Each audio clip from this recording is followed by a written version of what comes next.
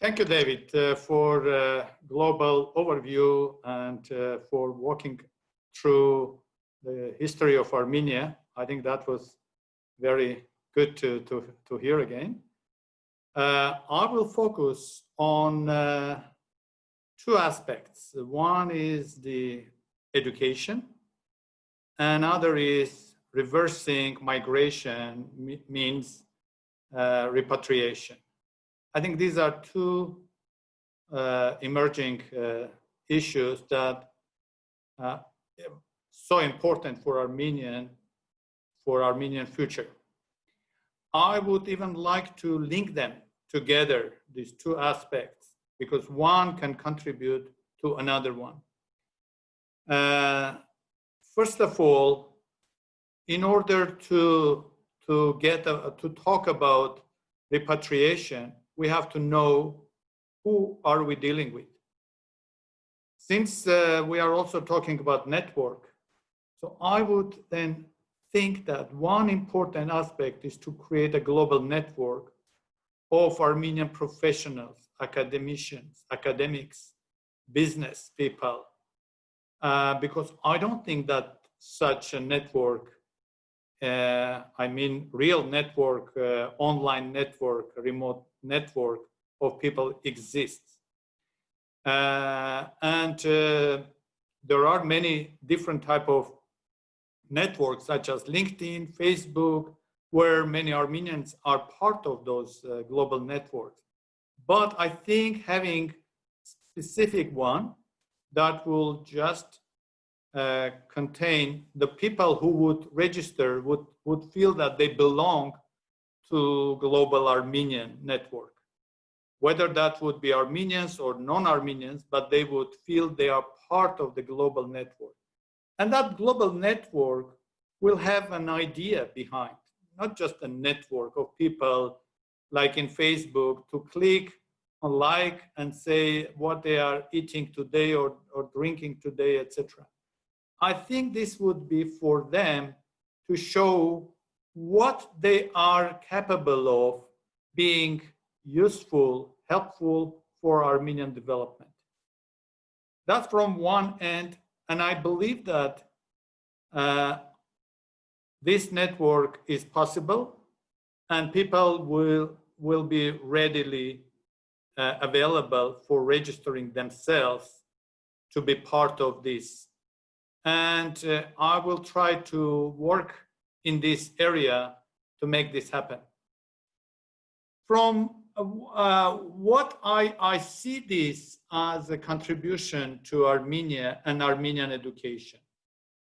Let's talk about now other end, Armenian education. I will more talk about higher education rather than primary or secondary education. So I know that it's very difficult to make attention of the government for investing in education because it's long term. You don't see results in 1 to 3 years. You mostly see the results in 5 to 7 years from the time that you start. So from that perspective, it is longer term, and some governments are not that much interested in making large investments into the future because they need to show to their citizens immediate results. So from that perspective, I feel that help can come from outside, from those who are professionals, academics, but they are also willing somehow to participate in improving, enhancing education in Armenia. I know that most the government attentions recently are for inviting foreign investments, especially those with Armenian origin. But as we all know, just only a small proportion of Armenians or anyone in the world are entrepreneurial. But we have much larger majority of those who are just professionals in their field, working at universities, at research labs, in many other type of NGOs, like you, David, in the UN. For example, if I take you as an example, I think you can make a great impact on Armenian education because you have vast experience in working in the UN system for so many years, working in so many countries, very difficult part of the world. And you have a lot of say to many people of international relations, politics, and other, even business, that you can do that. And I'm very confident that you will be very happy to do so. But you have to know where, how to do that, where are the needs, how the needs can be presented in a way that you can respond to those needs. That's where this network can work out when from one end, there is a supply of Armenian professionals registered, and the needs could be somehow produced by universities here, by other research centers, by businesses. One of my very good friends is Rafi Bagjan, who is doing such a great job in Armenia.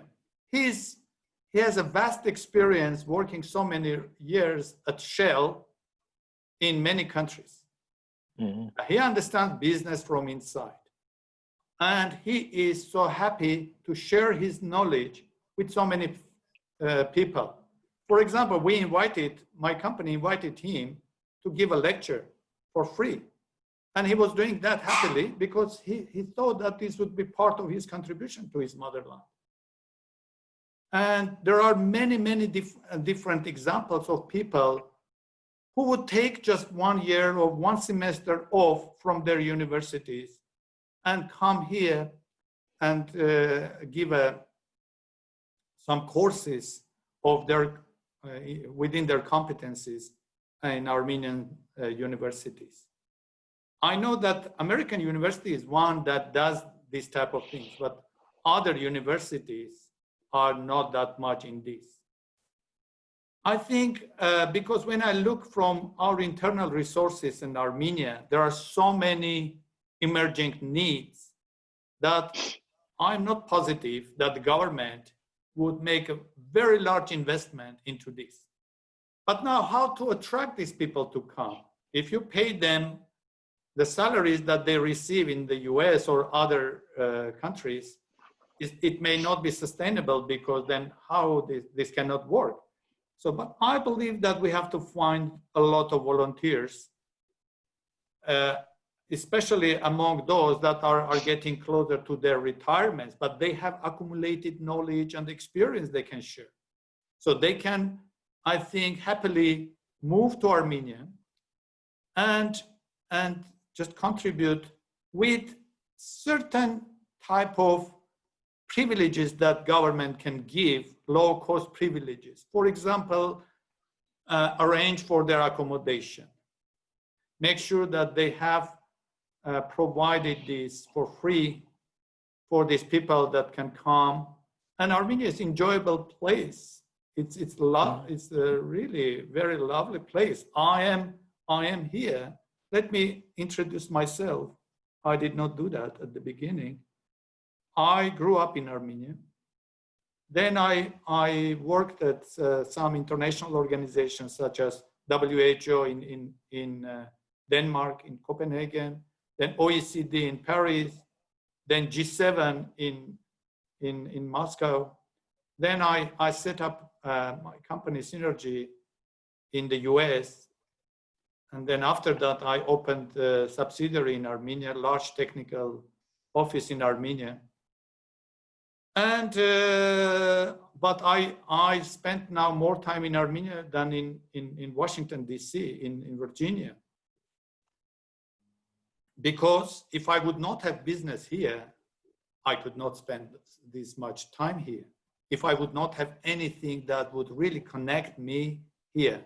So many people are moving because of the needs and requests from their daily job. I think they have to have that in order to have a fulfillment. Otherwise, I would be, even as a tourist here, would not feel myself good because I knew that I have to go back, etc. So I think the potential is there.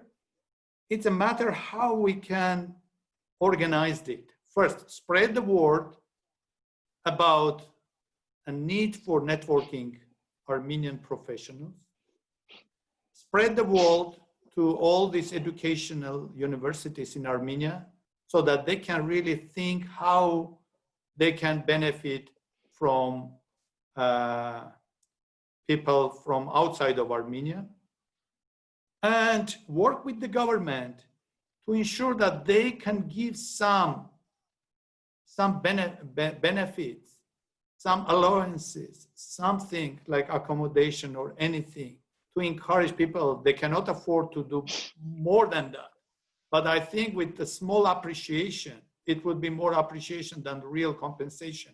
Many people are self-sufficient in foreign countries, and they will be very happy to just come and do something, contribute their time, their knowledge to Armenia. So I think that's, we try to compensate ourselves as a company to the lack of education, which was always one of the things that we were very proud of, that this country was very high in not just primary, complete literacy, but also by numbers of their PhDs, their people with higher education.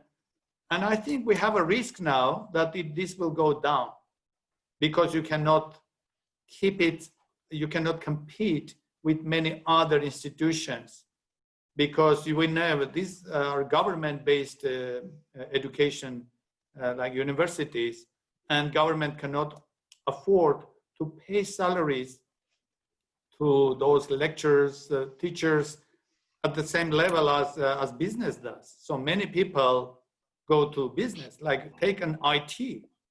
In IT, we have excellent people in the business, but not in universities. And when we say that business has to help universities, I understand, but it's also not easy because business cannot afford to let all its employees to go and start working at the universities, because first it is responsible for this. We are doing some summer schools in the summer to bring students from universities and give them additional courses in IT, various IT disciplines, then to be able to bring them to the employment. I'm not happy doing that because it should not be my work to do so. We are just filling the gap in their education. But I would be happy to support the education system itself so that people, when they graduate, they are fully prepared to start their work at business. Maybe I would stop here because I would also like... On the ground, practical experience, maybe you can reflect also how this network, leadership of networks could happen in Armenia for Armenians. I strongly believe that it is possible to create such a network, because that will also contribute to their work even outside of Armenia. If they know right people in their field of business or teaching or any lab research, I think that this type of collaboration may help them. But also, when we are talking about this repatriation, it cannot happen in one day. Nobody is prepared to just leave everything and come and change it. This is very high level commitment. It takes years, as it took for me also years, because when I was living in Virginia, I would come just 3-4 times a year for a couple of weeks. That was maximum I could do it. But today, world is interconnected. And sometimes does not even, you say good morning, I say good evening. But besides that, nobody knows if look at you and me, where we are located. I don't know that you are in San Francisco. You could be very well in Armenia. And since many people can continue their work while being in Armenia, still back to their business as I am doing. My daily job is after 5 p.m. of Yerevan time, I start working with my colleagues back in Virginia, because I know it's their time. Morning time is with this, morning time is with East. I get a lot of requests and emails from the East. I mean, starting from Australia down to Armenia, because they are ahead of us. And then it goes slowly towards Europe and the US in the evening. Besides that, not only you have to turn your phone off during the night, because many people, if they don't know you are in a different time zone, may give you a call. If you find these small tricks, then you are global, you are virtual, you can be anywhere. So all this COVID and recent advancement in internet makes us much more flexible and free to move. And I believe that if you get into this, so I think rather than immediately moving, you can bring someone for a couple of weeks to make like intense courses of a subject here for like 3 weeks, 2 weeks, 3 weeks. Get engaged. This is process. One time you get engaged, already you know students here, you know other colleagues in the university here. You go back, you continue working with them, and then you come back again one more time. I think then you will be better prepared for maybe ultimate moving to Armenia. And as I said, it's not one way. It's not only that Armenia needs their help. Armenia can give back. Living in Armenia is what Armenia giving back. That's the feeling that you are in your motherland, the feeling that you are in nice people here around, because they have very warm way of welcoming people, friendship and cuisine, many other things that you can enjoy. So I think it's two-way street, is win-win. If people look from that perspective, I think they give their professional knowledge and they get the quality of life in return when being in Armenia. So I think this is my understanding, but it shall start from really creating very sustainable networking. I just checked one message here, what Harut Sasunian proposed, this high ID. I know very well Harut personally, and he's a great person. And I know that his initiative is geared towards advancing Armenia. But I believe this high ID is more on registering yourself as an Armenian. It's not necessarily a network of people in professionals. I think I'll give him a call and see if we can join our efforts in making something that will also contribute, that professionals can connect to their professionals in their fields, that they can really work both on their work overseas as well as the potential of joining their efforts for Armenia. And it's not only for by teaching. I am just bringing the education as one of the aspects, but it will also contribute to some research. Many people in universities in the States or Europe are also involved in a lot of research programs. They can give some research to students here, because what students in Armenia lack mostly is the practical work. I think from what I know in IT area, then universities here are just giving them mostly theoretical knowledge on IT, but IT is not theory, IT is practice. You have to have labs, you have to have projects, not just labs. Labs is computer, nothing.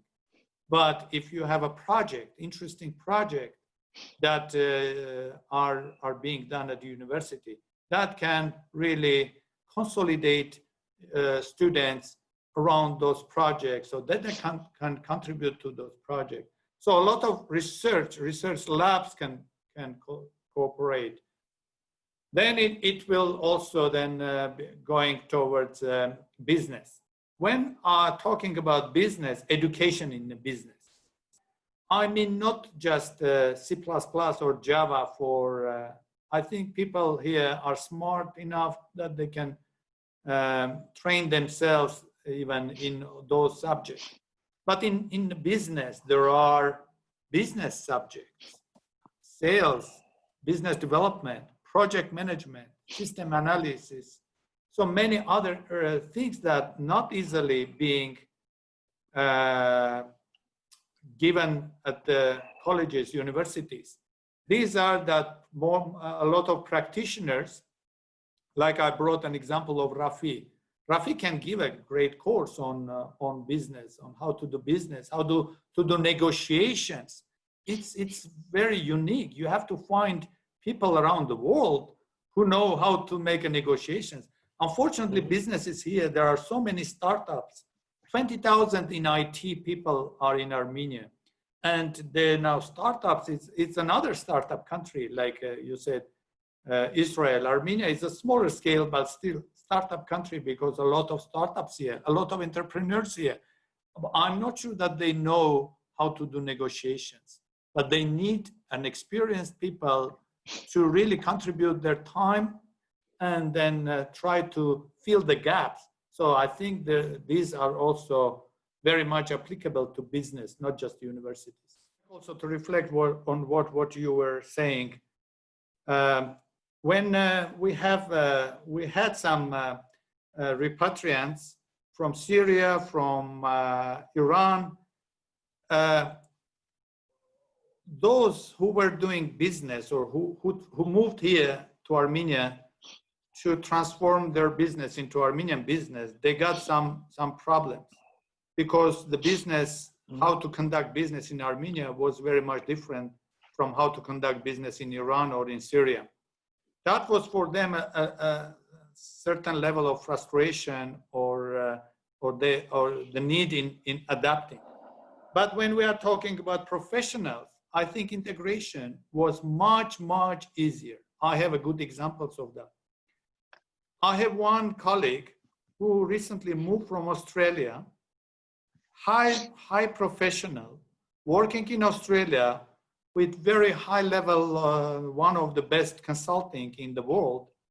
And he's originally from Iran, Armenian from Iran. But then one day he said himself, it's time to consider for us moving to Armenia. But that would be only possible if he would find job that he could survive in Armenia. Though he understood that he would not get the same level of salary as he would get in Australia, but the salary that would be giving him comfortable life in Armenia.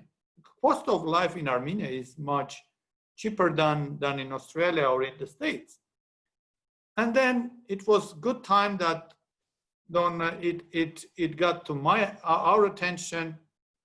We convinced him and he moved with his family, 2 kids, small kids. Can you imagine such a risk of doing so for someone who feels very comfortable in his employment in Australia, in Sydney, one of the best places in the world.